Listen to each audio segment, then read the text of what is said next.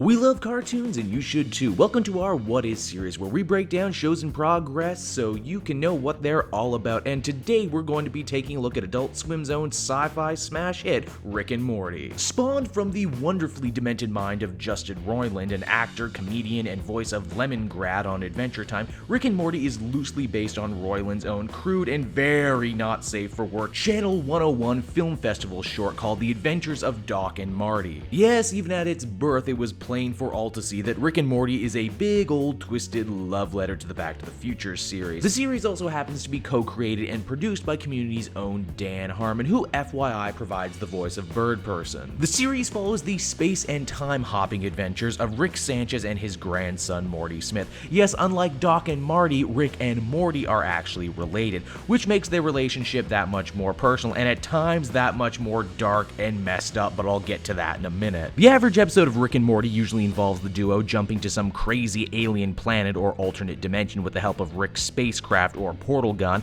and getting themselves embroiled in some crazy far-out situation, like smuggling illegal space seeds back to Earth or an amusement park built inside a hobo's body. As far as comedy goes, Rick and Morty probably leans more on the science fiction than stuff like, say, Futurama. Actually, come to think of it, Roiland has stated before in interviews that The Simpsons was a huge inspiration for him in terms of writing, and not so long ago, the two shows had themselves a little couch gag crossover. Definitely check that one out. But Rick and Morty has a whole lot more going for it than just crazy outer space adventure. Morty's family, including Dad Jerry, Mom Beth, and Sister Summer, also get pulled into the action from time to time. Beth and Jerry usually given more grounded B-plots about their marriage on the rocks. Now that might not exactly sound funny, and honestly a lot of the time it isn't, but it helps the characters feel that much more real than they would otherwise be in a show with a bunch of other cartoon hijinks. Heck, Beth and Jerry might very well have one of the most believable deteriorating marriages ever shown on television, and this is a cartoon we're talking about here. Heck, when strong-willed Sister Summer joins her brother and grandfather for adventures, the show feels almost Doctor Who-ish at times, only if the Doctor was,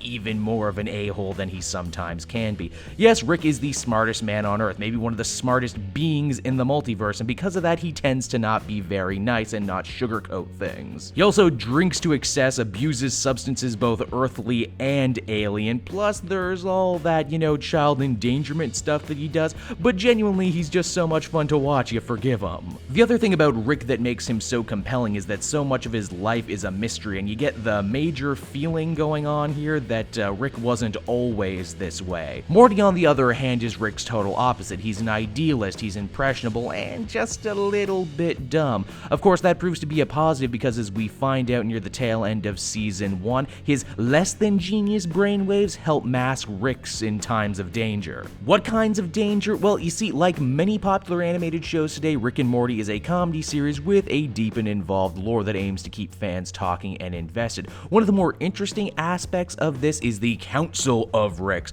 a ruling body made up of Ricks from across the multiverse. And yes, comic fans, that is indeed taken directly from the Council of Reeds, so this show has nerd cred for days. Another interesting thing of note is the voice acting. You see, Justin Roiland provides the voice of both Rick and Morty, and he infuses both of them with memorable verbal tics, like Rick's drunken belching or Morty's stammering.